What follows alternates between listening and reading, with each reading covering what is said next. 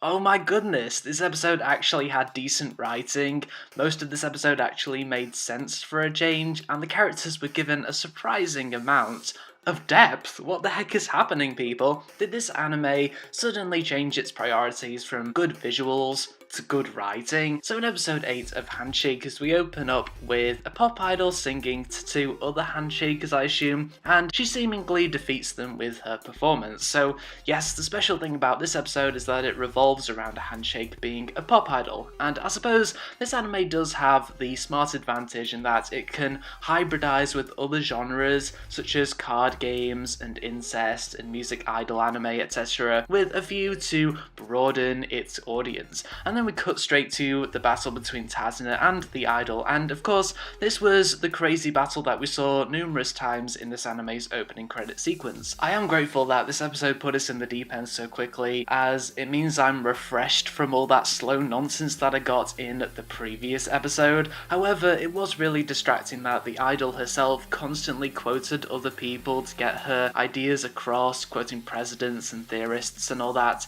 instead of just saying her thoughts without letting other people take credit for the roots of her thinking. I'm guessing the writers were trying to show how they put loads of effort into doing research into what other people have said, but in the end it was too much. I wouldn't have minded if the idol had just done the quoting once in a blue moon to show that she's broad-minded, but the quoting was so constant that the idol just came across as someone who spent the time googling and memorizing sayings and authors of those sayings. So anyway, the idol is super powerful and almost defeats Tazuna, but Tazuna escapes the battle and he ends up in a hospital bed in the scientist's house. The scientist then deduces that the idol has defeated so many other handshakers that she is now able to infect the handshake world, so I'm guessing that the idol would be the final boss of this anime unless there is actually someone more powerful than her later on. Then we get some character development for the idol that actually makes sense to me. That's right, the idol is revealed to be someone who believes her job as an idol is comparable to a god, so she is compelled to find God herself through being a handshaker and defeating other handshakers. She feels that she can compare to God. Basically, she's a god finding God. Being a handshaker matches up to her religious philosophy. I probably made all that sound complex, but the beauty of that all is that the idol's motivation here is complex, yet to me it makes perfect sense. I am really surprised that an anime with such dodgy writing overall managed to convey something so complex, such as religious philosophy motivating someone in such a simple way. Then we get even more character development that makes sense. This time for Kiyori, she's sleeping in the same room as Tazuna, and out of guilt, Kiyori talks to Lily about Tazuna being injured and how Kiyori is worried about Tazuna. I totally accepted Kiyori's feelings and actions as, again, it made sense. And at the same time, Lily confronts her own feelings of remorse after being weak in her own handshake battle as her brother was stronger and did all the fighting.